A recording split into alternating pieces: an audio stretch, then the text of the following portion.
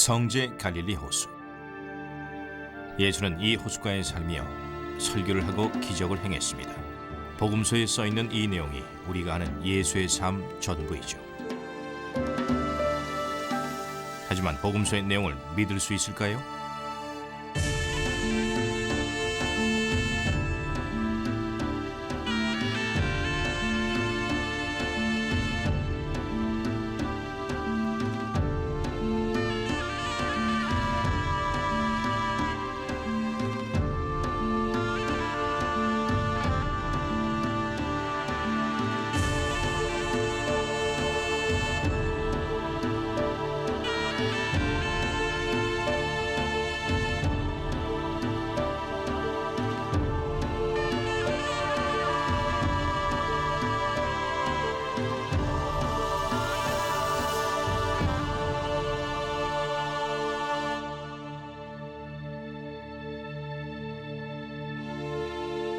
최근까지도 복음서는 예수가 죽고 난 훨씬 뒤에 구전으로 전해진 걸 기록한 것으로 알고 있습니다. 기껏해야 먼 옛날 일의 기록이라고 생각했죠. 하지만 그 생각을 바꿔놓을 수도 있는 증거가 옥스퍼드 대학 도서관에서 발견됐습니다. 성서 연구에 있어서는 사해문서의 발견 이후 가장 큰 사건으로 기록될 만한 일이었죠.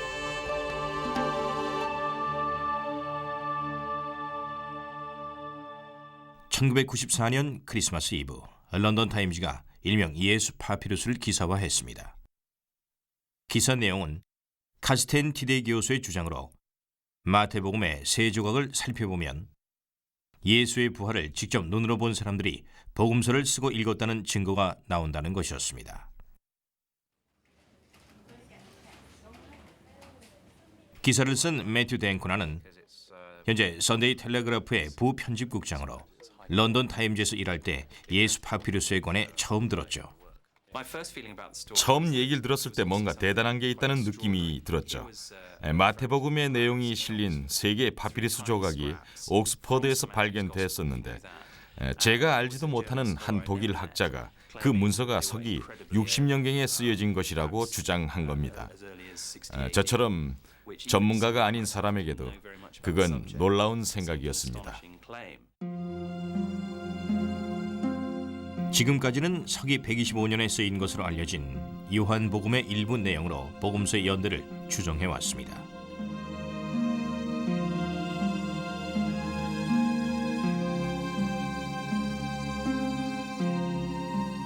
예수가 사망한 지 거의 100년 후였으니 예수의 행적을 목격한 이들은 거의 사라진 후였죠.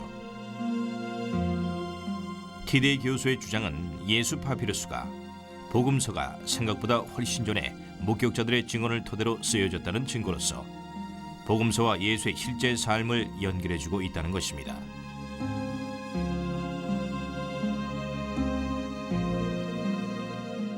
다 합쳐봐야 신용카드 크기도 안 되는 별로 대단할 게 없어 보이는 조각들.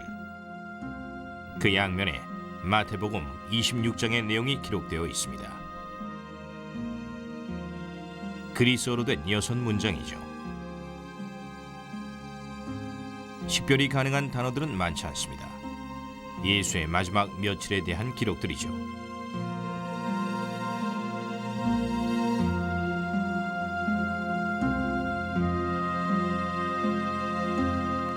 마리아 막달레나가 예수에게 기름을 붓는 장면도 있습니다. 한 여자가 매우 귀한 향유 한 옥합을 가지고 나와서 예수의 머리에 부으니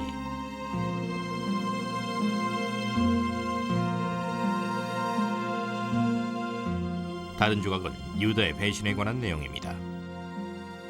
가롯 유다라 하는 자가 대제사장들에게 가서 말하되 예수를 너희에게 넘겨주리니 얼마나 주려느냐.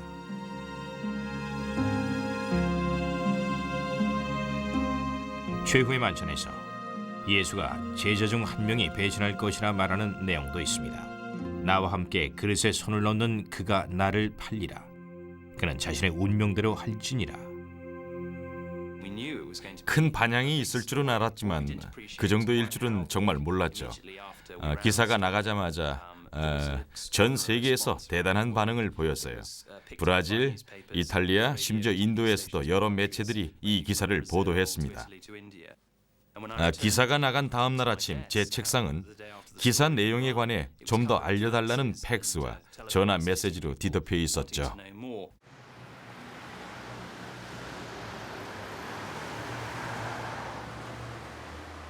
기사가 나간 후 몇 주간 댄 코나에게 연락한 사람들 대부분은 티데이 교수의 발견에 놀라워했지만 학계의 중진 중 한 명은 부정적인 반응을 보였습니다.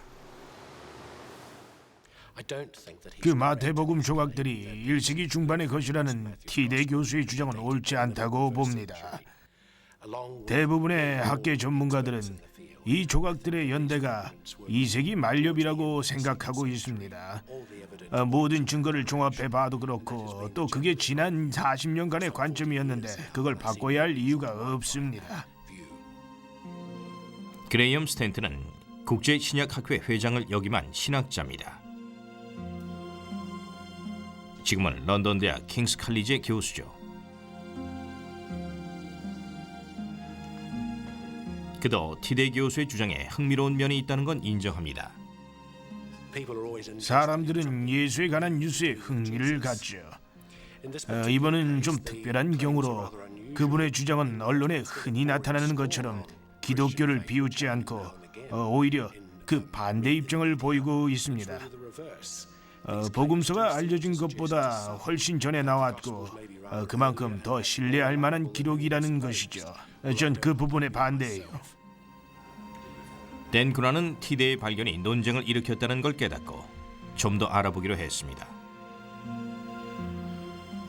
그는 논쟁을 벌이고 있는 양쪽의 의견을 듣고 자신이 직접 조사에 착수해야겠다고 결심했습니다.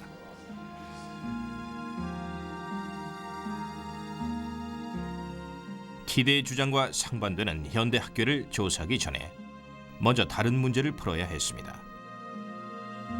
고대 그리스의 문서가 어떻게 옥스퍼드까지 와서 독일 학자의 눈에 뜨이게 된 것일까요?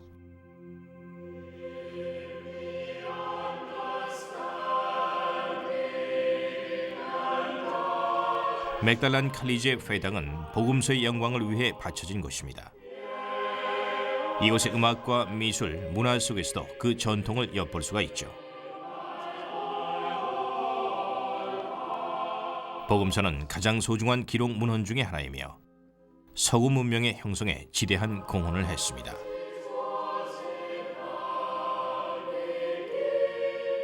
티데이 교수는 이곳 도서관에서 예수 파피루스를 발견했습니다.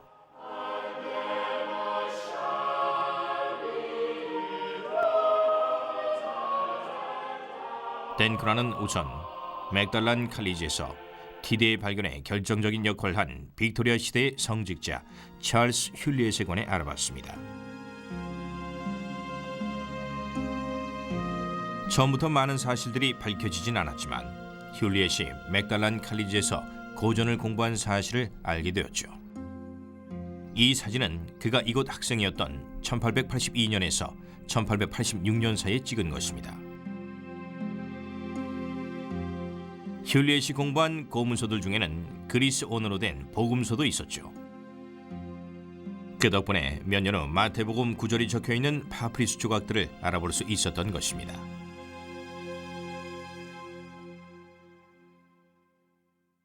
졸업 후 휭리엣은 목사가 되기 위해 옥스퍼드의 위클리프 신학교에 입학했습니다. 그는 위클리프에서 복음주의 교육을 받았습니다. 복음주의는 복음서의 모든 내용을 사실로 믿는 신교 정통파입니다. 휭리엣은 복음주의에 대한 강한 믿음을 갖고 졸업한 후 세상에 복음서의 복된 소식을 전하고 싶었습니다.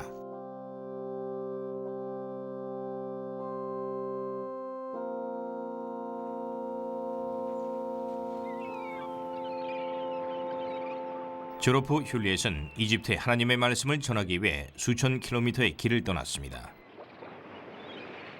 당시엔 2주나 걸리는 여정이었죠. 아마 휭리엣은 영국 해협을 건넌 후 기차로 이탈리아의 브린디시까지 이동해서 다시 지중해를 건넌 다음 이집트에서도 카이로까지 기차를 탔을 것입니다. 그리곤 6일 동안 나일강을 거슬러 올라가 룩소르에 도착했죠.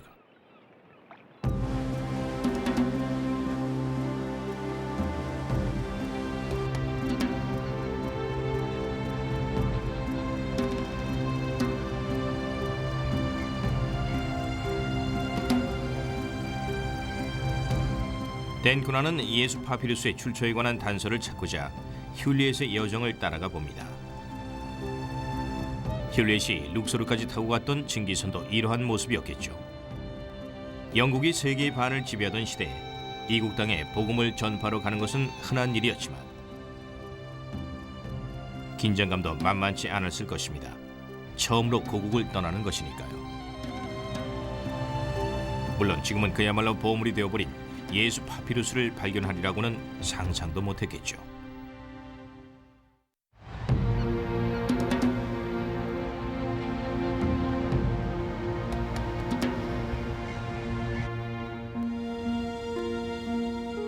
댄 쿠나는 예수 파피루스를 발견한 찰스 흄리엣의 여정을 따라가는 중입니다.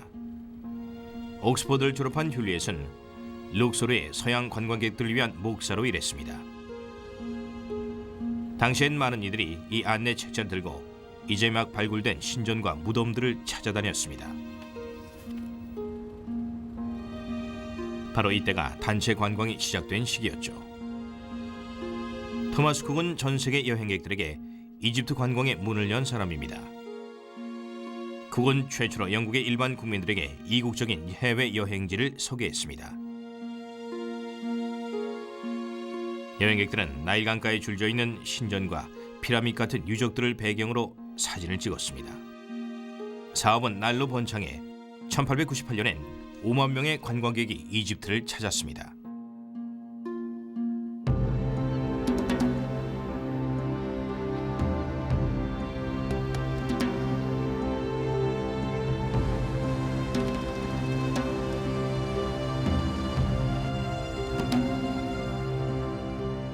룩소르에 도착한 흄리엣이 웅장한 유적들 앞에서 얼마나 흥분했을지는 충분히 상상이 됩니다.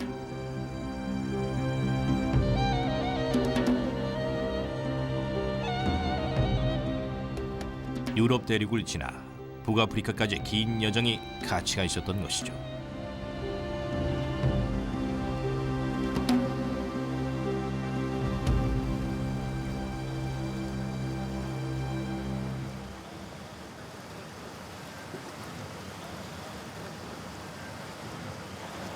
당시 토마스 쿡의 증기선들이 정박하던 곳은 오늘날도 사용되고 있습니다.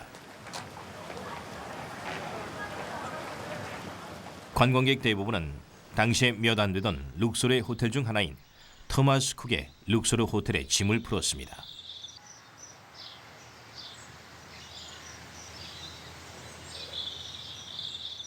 (1877년에) 문을 연 이 호텔은 몇 주 단위로 이곳에 머무르는 관광객들에게 최고의 서비스를 제공했습니다. 그 서비스 중에 하나로 쿡은 흄리엣을 호텔 목사로 임명했죠. 안녕하세요. 어서 오십시오. 뭐 좀 여쭤볼게요. 전 런던에서 온 매튜 댄코나인데요. 1890년대 이곳에 살았던 찰스 흄리엣이란 분에 관해 알고 싶은데 혹시 그분에 대해 아는 거 있나요? 글쎄요. 호텔의 매니저는 댄 쿠나에게 아무 도움도 되지 못했습니다. 잠시 둘러봐도 괜찮죠? 물론이죠. 정말 감사합니다. 천만에요. 로비는 호텔의 황금기를 보여주는 증거들로 가득합니다. 룩소르에는 탐험가와 고고학자들도 많았죠. 1920년에 투탕카멘의 무덤을 발굴한 하워드 카터의 초상화도 있군요. 그 사실을 발표한 곳도 바로 이 호텔이었죠.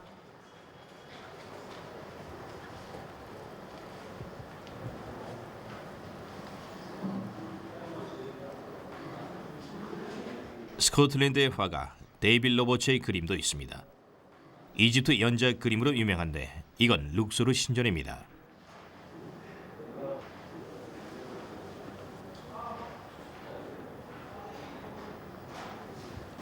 (19세기) 토마스 쿡 관광 안내서도 전시되어 있습니다. 여기엔 고급 숙박업소인 룩소르 호텔에 대한 자세한 정보가 수록되어 있습니다.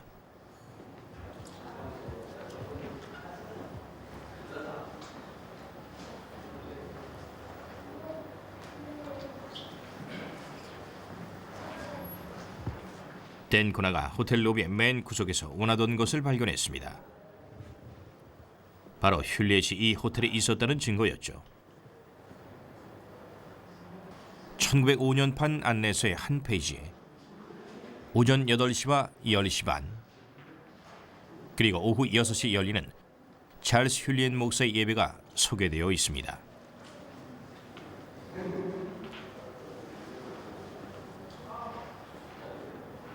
다른 페이지를 보면 휭리엣이 1891년 쿡 일가의 청원으로 개원한 한 병원에서도 목사로서 봉사한 사실을 알 수 있습니다.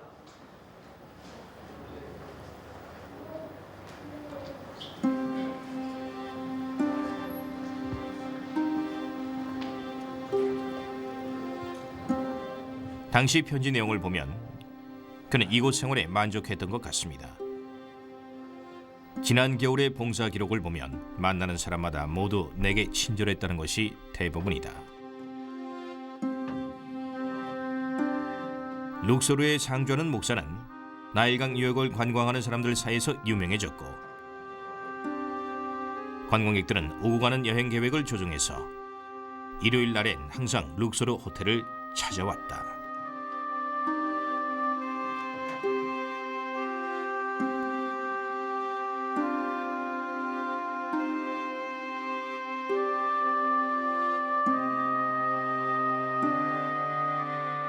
이전의 화려함이 사라져버린 지금의 호텔 분위기는 다소 어둡고 침울합니다.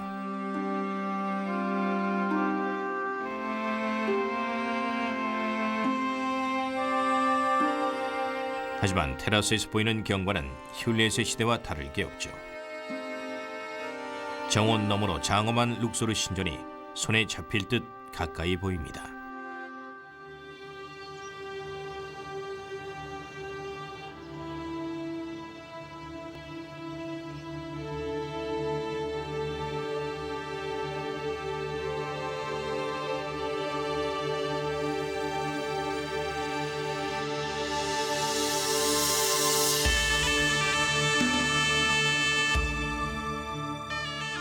이 웅장한 신전의 건설은 예수가 태어나기 1400년 전에 파라오 아멘호텝 3세가 시작했습니다. 이곳은 주신인 아몬과 그의 아내이자 하늘의 여신인 무트 그리고 그들의 아들이자 달의 신인 콘수 등 고대 이집트의 3대 신들을 모시는 성소입니다.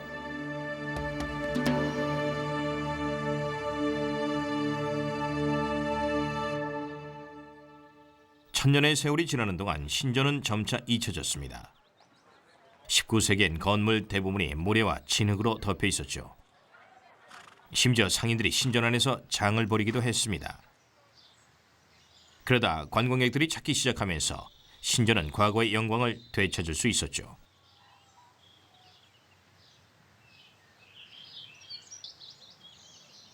(19세기) 고고학자들은 모래 속에 묻혀있던 이 신전을 복구해 고대 이집트 문명을 부활시키는 역사적인 업적을 남겼습니다.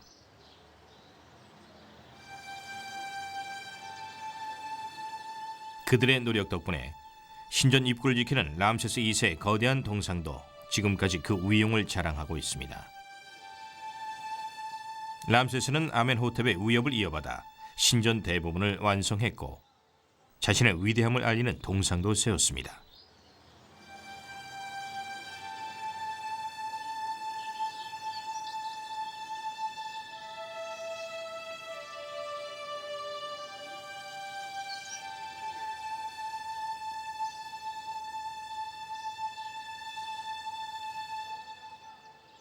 수천 년간 모래에 묻혀있던 아름다운 부조들이 모습을 드러내 신들의 영광을 찬양합니다.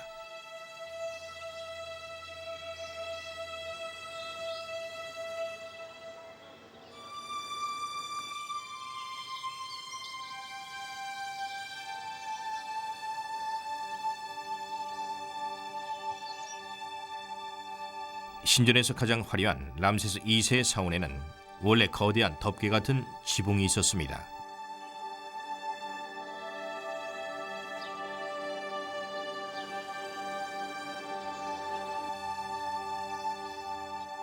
댄 군화는 휭리엣이 이 신전을 정기적으로 즐겨 찾으며 고대 문명이 만들어 놓은 그 위풍당당한 모습을 감상했다는 사실을 알게 되었습니다.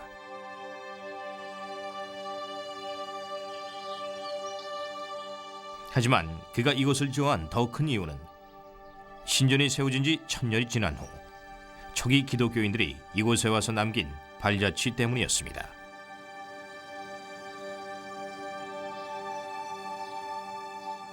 고대 이집트 유적지에서 기독교의 상징인 십자가가 발견된 것입니다. 휭리엣이 매료당한 십자가는 신전의 한쪽 구석에 숨어 있습니다. 이집트는 세계에서 가장 먼저 기독교가 뿌리 내린 곳 중에 하나죠. 4세기 이집트 기독교인들은 신전의 일부를 신성화했습니다.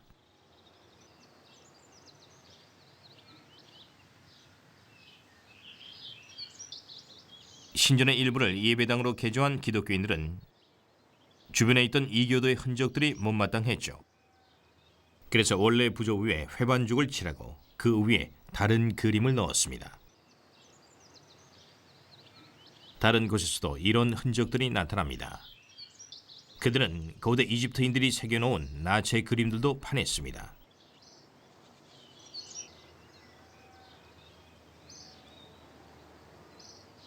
또 빈 공간이나 기둥, 벽 등에 자신들만의 그림을 그려넣었습니다. 휭리엣은 기독교인들의 이런 파괴 행위에 매료되었습니다. 그는 복음주의자의 견지에서 이러한 글을 썼죠. 초기 기독교인들이 그들과 우리의 주님을 위하여 이교도인의 유적을 정화한 흔적을 남겼다. 하지만 휭리엣이 여기서 예수 파피루스를 찾은 것은 아니었습니다. 댄 군화는 룩소르에서 휭리엣과 문서의 흔적을 계속 찾아보기로 했습니다.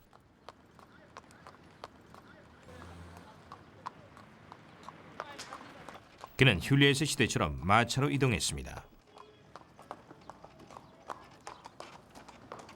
화사한 오후의 햇빛을 받고 있는 신전이 보입니다. 휭리엣이 목사로 봉사했던 병원도 바로 이 부근입니다.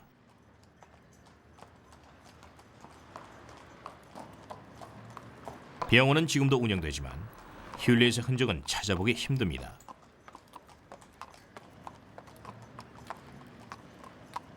다른 많은 경우처럼 그의 삶과 업적도 잊혀져 간 것입니다. 휭리엣의 흔적을 찾을 길이 다시 막막해졌습니다.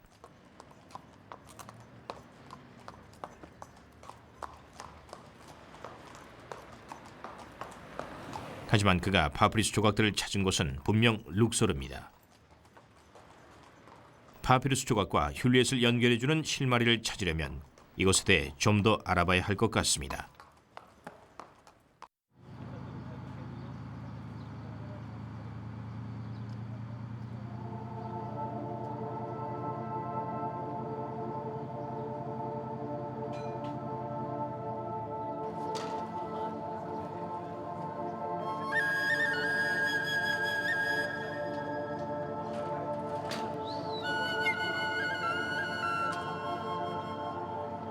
나일강은 룩소르와 서안지구 사이를 흐릅니다.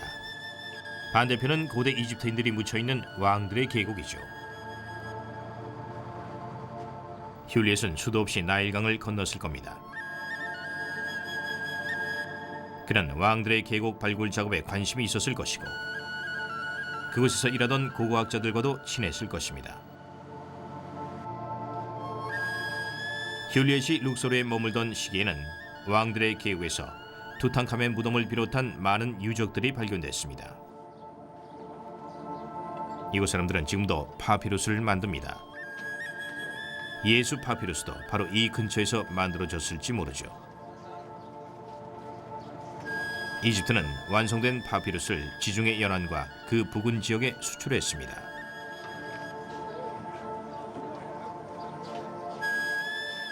파피루스가 만들어지는 과정을 보면 예수 파피루스가 어떻게 2000년간이나 존재할 수 있었는지 알 수 있죠. 파피루스는 수천 년간 이곳의 깨끗한 습지에서 자라고 있습니다.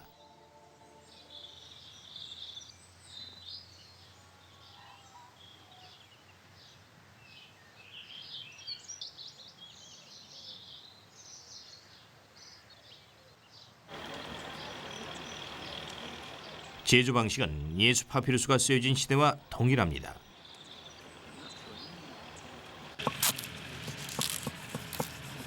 우선 줄기를 작게 자릅니다.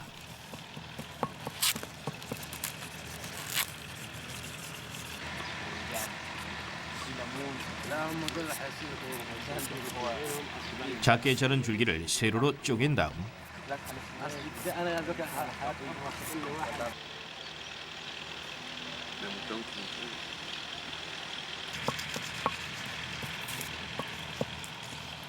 무거운 돌로 납작하게 펴니다.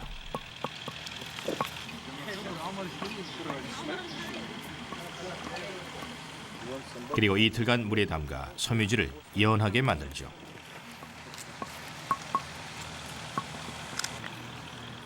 부드러워진 조각들을 가루와 세로로 엇갈리게 붙인 후 건조시키면 파피루스가 됩니다.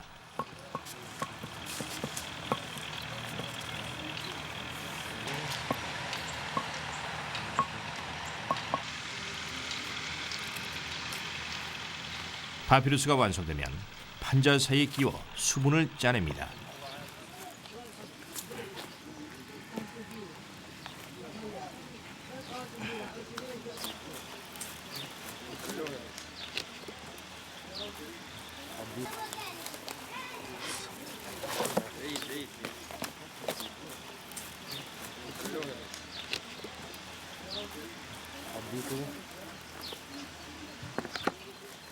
판자 위에 무거운 돌을 얹으면 빨리 마르고 더 납작해지죠. 파피루스를 며칠간 뜨거운 태양 아래에 두면 습기가 완전히 빠집니다.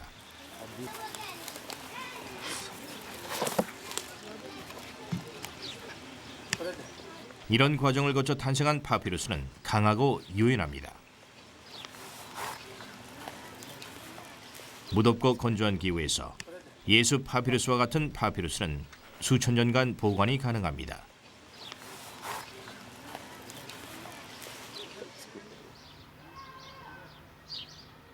흄렛이 발견한 조각에 쓰인 글은 글씨의 크기로 보아 갈대 펜을 이용했을 가능성이 큽니다. 때로는 화려한 안료로 그림을 그리기도 하는데 오늘날도 이곳 수공업자들은 고대 이집트 문명을 표현하는 그림들을 그리고 있습니다.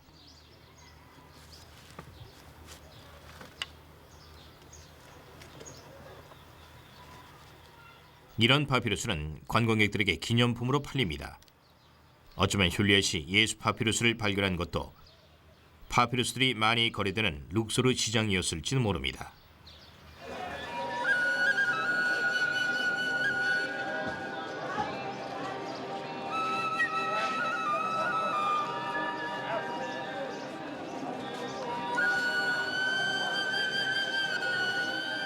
흄렛은 고대 예술품을 구경하기 위해 자주 이곳에 들렀을 겁니다.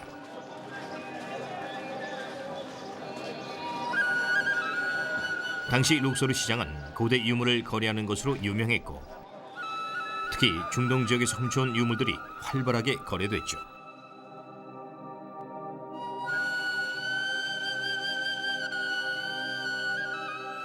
로마 제국 식민지들 사이의 소통과 물물 교환은 근 2000년 전부터 시작됐습니다. 대학에서 고전을 공부한 흄렛은 이집트 유물만이 아니라 그리스와 기독교 관련 유물도 눈여겨 찾아봤을 것입니다. 찾으려는 것이 무엇인지만 알면 그걸 찾을 확률은 높았습니다. 그 모습은 크게 달라지지 않았지만 이제는 파피루스 기념품이나 파는 시장이 되어버렸죠.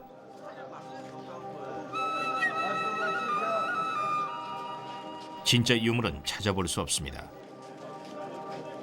흄렛에 관해 잘은 모르지만 예수 파피루스를 발견한 흄렛의 기분은 짐작이 됩니다. 그것들도 이렇게 진열되어 있었겠죠. 이게 전부인가요? 흄렛은 복음서의 문장들을 즉시 알아봤을 겁니다. 오래된 파피루스가 있나요? 75년쯤 된 파피루스가 있긴 한데요. 아니요, 1000년이나 500년 정도 된 건 없어요? 아니요, 그런 건 없어요. 그건 어디서 구할 수 있나요? 무덤에 가면 있을 거예요. 룩소르 유적지 말고 그런 걸 살 수 있는 곳은 없나요? 아니요. 전혀 살 수 없어요? 그런 건 절대로 가게에선 안 팔아요. 아니 그럼 어디서? 그런 건 신전이나 무덤에서밖에 팔지가 않습니다. 힐리엣은 파피루스 조각들을 싼 값에 샀을 겁니다. 놀라운 흥분을 애써 감추며 말이죠. 여기 이걸 살게요. 예, 15파운드예요. 아니요, 10파운드요. 깎아드린 거예요. 15파운드에서 5파운드 깎아드린 거예요. 10이요? 그럼 다른 것도 사세요. 아니요, 이것만요. 그렇게 합시다. 이집트에 처음 온 분이니까 제가 봐드릴게요. 좋아요. 됐죠? 예. 싸게 드리는 거예요. 반값에 드리는 거니까 또 오세요. 알았죠? 예, 네? 감사합니다. 예, 안녕하세요. 고맙습니다.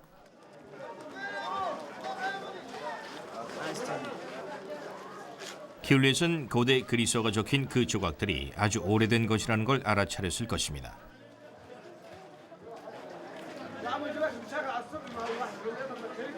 그리고 바로 호텔로가 연구를 시작했겠죠.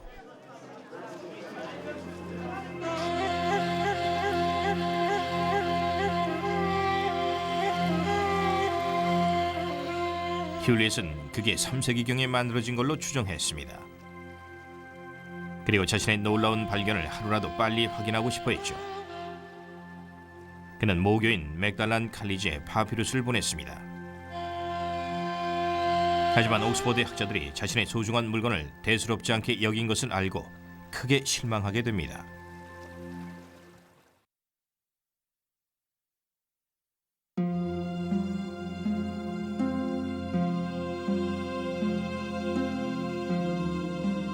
(1901년 10월) 힐리엣은 파피루스 조각들을 옥스퍼드에 보냈습니다.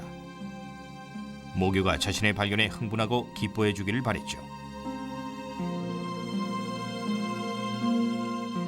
당시 파피루스를 담았던 봉투입니다.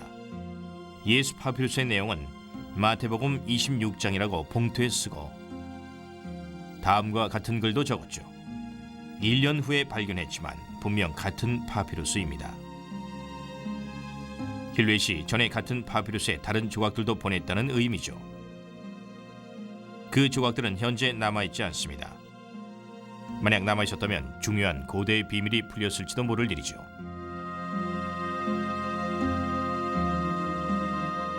힐리엣은 맥달란 칼리지가 예수 파피루스를 받았다는 소식을 기다렸지만 아무런 기별도 오지 않았습니다.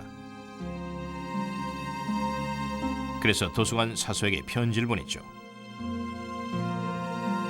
파피루스가 무사히 도착했길 바랍니다. 10월 11일경 어머니가 등기 우편으로 보내셨는데 어머니나 저나 아무 답도 듣지 못했습니다. 이 편지는 현재 학계에서 가장 뜨겁게 논의되고 있는 예수 파피루스가 힐리엣의 발견임을 증명하는 유일한 기록이 되었습니다.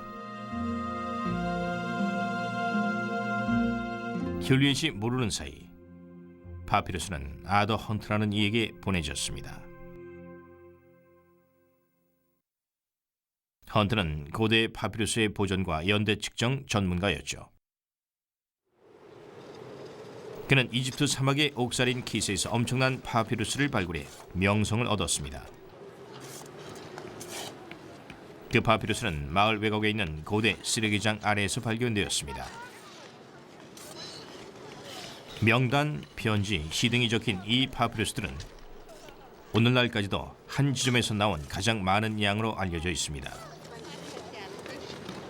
헌트는 예수 파피루스와 같이 책에서 떨어져 나온 조각들의 연대를 3세기 내지 4세기 정도로 추정했습니다.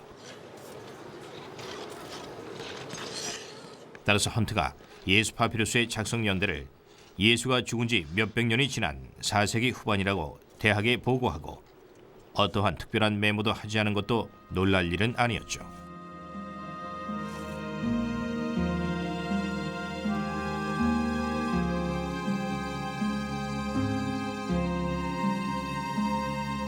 도서관 사서는 그 파피루스 조각들을 사람들이 자주 이용하지 않는 진열장에 넣었고 이후 근 100년간 아무 눈길도 끌지 못했죠.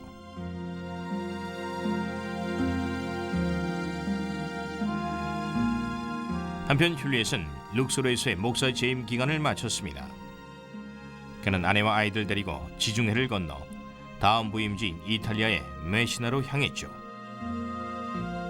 그것이 비극의 원인이었습니다.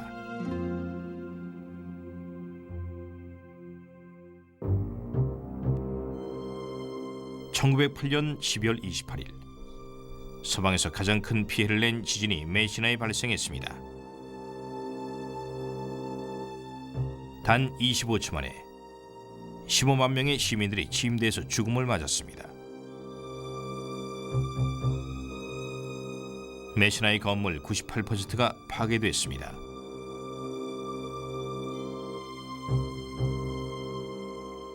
찰스 휠리엣도 사망자 중 한 명이었죠. 그의 아내와 아이들도 함께 사망했습니다.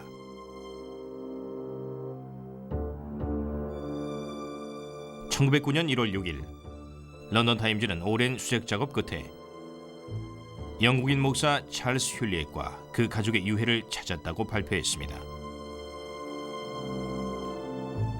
휠리엣은 자신이 발견한 보물의 가치를 모른 채 사망했고 그의 소지품도 모두 사라져 다른 파피루스 조각들이 더 있었는지 여부도 알 수가 없습니다.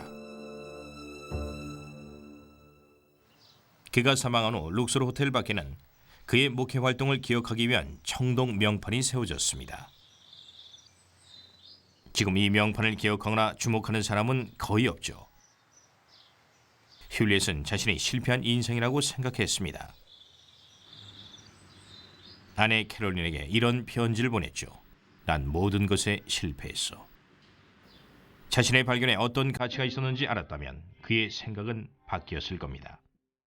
그 파피루스 하나로 복음서가 예수 일생에 관한 실제 목격담이 될 수도 있습니다. 복음주의자였던 그에게는 무엇보다도 큰 발견이었겠죠. 그가 죽은 지 거의 한 세기가 지나 파피루스 연구가이자 신약학자인 카스텐 티데가 그 중요성을 밝혀냈습니다.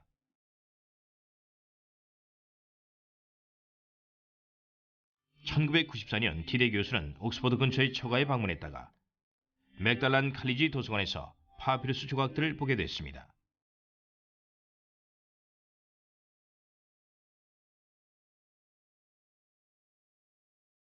조각의 사본과 다른 전문가들의 보고서는 본 적이 있지만 원본은 처음 대면한 것이었습니다. 별다른 기대 없이 원본을 본 티데 교수는 예수 파피루스 조각을 보자마자 그것이 아주 특별한 것임을 단번에 알아차렸습니다. 땡코나는 조사를 더 진행하기 전에 옥스퍼드에서 티데 교수를 직접 만나보기로 했습니다. 처음 봤을 때 어땠나요? 이전에 사본과 사진은 본 적이 있었지만 원본을 본 건 처음이었죠. 깜짝 놀랐어요. 갑자기 흥분이 됐죠. 안내문에 적힌 3세기라는 시기는 너무 늦다는 생각 때문에요. 원본을 눈으로 직접 보면 사진으로는 볼 수 없는 게 보입니다. 사진으로는 파피루스의 필체 같은 걸 자세히 볼 수가 없죠. 전 직감적으로 이게 훨씬 더 오래된 것이란 걸 알았고 곧바로 연구실로 돌아가 비교 연구를 시작했습니다. 처음 보자마자 온몸에 전율이 흘렀습니다. 그는 경험상 이 조각들이 현존하는 것 중 가장 오래된 것이라고 느꼈습니다. 이 파피루스의 내용은 예수와 함께 살며 그의 생애 가장 극적인 사건을 직접 눈으로 본 사람들이 쓴 것일 수도 있었습니다. 그의 이런 생각은 매우 중요한 것입니다. 만약 그가 옳다면 복음서를 보는 우리의 시각까지 바뀌기 때문이죠. 또한 믿는 사람이나 안 믿는 사람 모두에게 예수의 일생에 관한 중요한 증거가 됩니다. 그가 흥분한 건 당연한 거죠. 그의 발견이 목격자 시대의 문을 여는 계기가 될 수 있으니까요. 복음서가 예수가 죽은 서기 30년 전에 쓰여지진 않았을 겁니다. 네 편의 복음서 모두가 그리스도의 십자가 처형 장면을 그리고 있기 때문이죠. 예수의 일생을 본 사람들이 직접 쓴 글이 복음서라면 그들은 목격자 시대에 산 사람들입니다.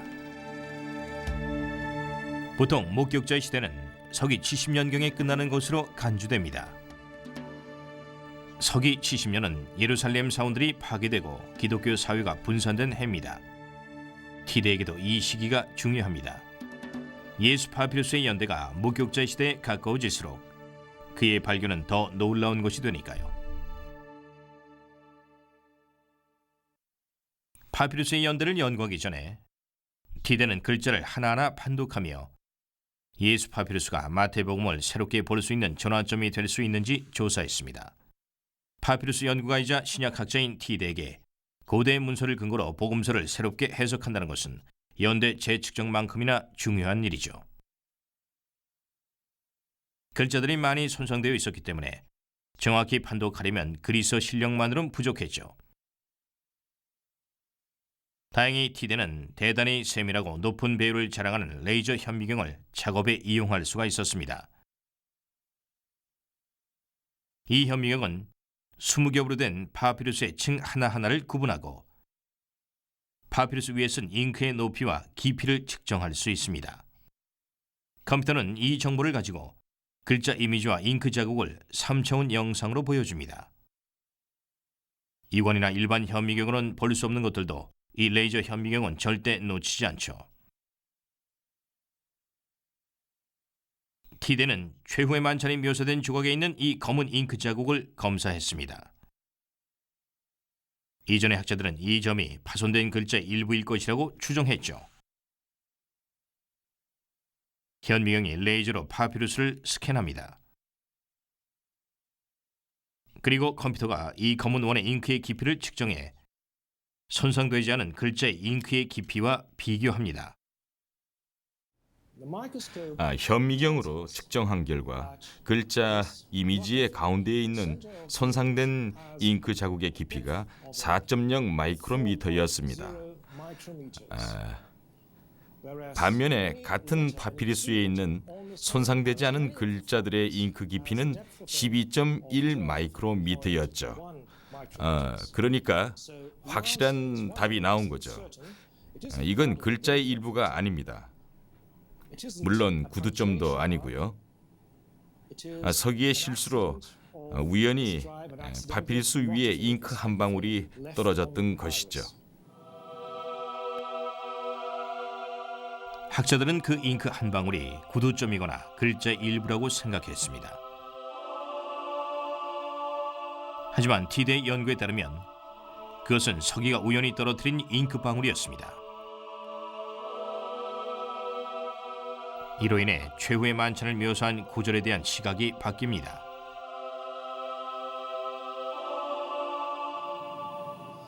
이 장면을 생각해 봅시다.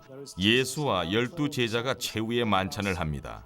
예수가 갑자기 그들 중 한 명이 자신을 배신할 거라 예언합니다.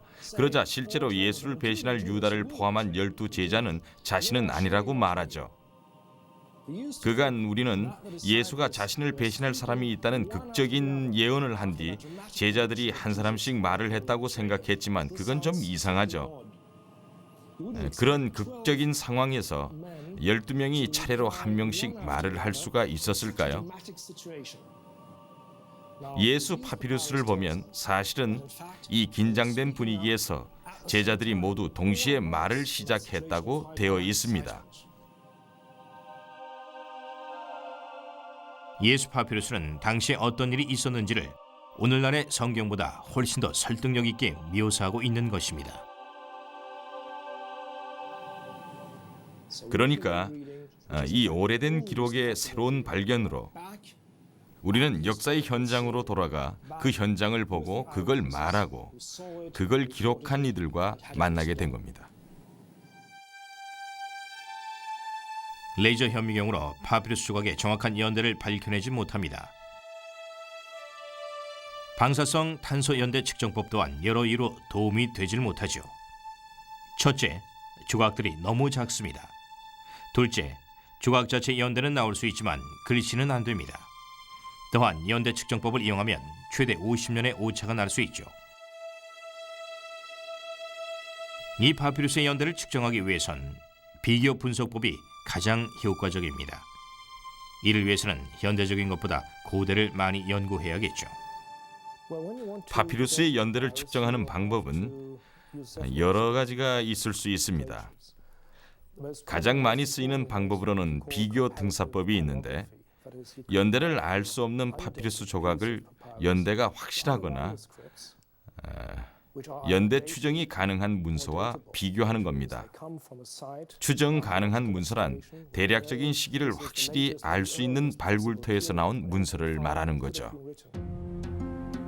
파피루스 연구가에게 필체 비교 작업은 가장 중요하고 또 어려운 일입니다.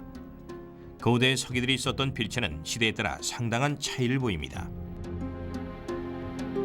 흄렛이 살던 시대의 필체가 지금의 우리 필체와 다르듯이 서기 1세기의 필체도 그로부터 100년 후의 필체와는 달랐을 것입니다. 그래서 시기를 알 수 없는 파피루스가 발견되면 연대가 밝혀진 비슷한 필체 파피루스와 비교해보게 됩니다. 확실한 연대 측정을 위해서는 연대를 조사 중인 파피루스와 동일한 필체를 가진 문서들을 여러 개 찾아내야 합니다. 비교 가능한 파피루스나 고문서는 여러 도서관과 박물관에서 찾아볼 수 있습니다. 하지만 가장 중요한 건 연구에 필요한 파피루스의 대부분이 만들어지고 또 발굴된 바로 그 장소입니다. 이번 경우는 이스라엘의 성지죠. 사해 문서가 발견된 쿰란, 나할 헤베르의 와디들, 그리고 마사다 요새가 있는 곳이요. 거기서 양피지, 가죽, 파피루스 조각들이 발견됐고 심지어 글이 새겨진 자기류까지 발굴됐습니다. 다 연대가 확인됐거나 확인 가능한 것들이니 이용해야죠. 가서 봐야 합니다. 발견된 장소도 직접 가서 봐야죠. 이 파피루스 조각들이 오래된 것인지를 알려면 성지에 꼭 가야 되나요? 모든 조사 작업은 조각에 써있는 사건이 일어난 장소, 목격자들이 살았던 장소에 가봐야 알 수 있습니다. 가장 오래된 문서를 남긴 이들이 거기서 무엇을 봤는지 알아야죠. 거기 어딘가에서 글이 쓰여지고 보존되고 또 발견됐으니까요. 이제 매튜 댕쿠나는 디데의 발자취를 추적해야 합니다. 첫 방문지는 나할 헤베르입니다.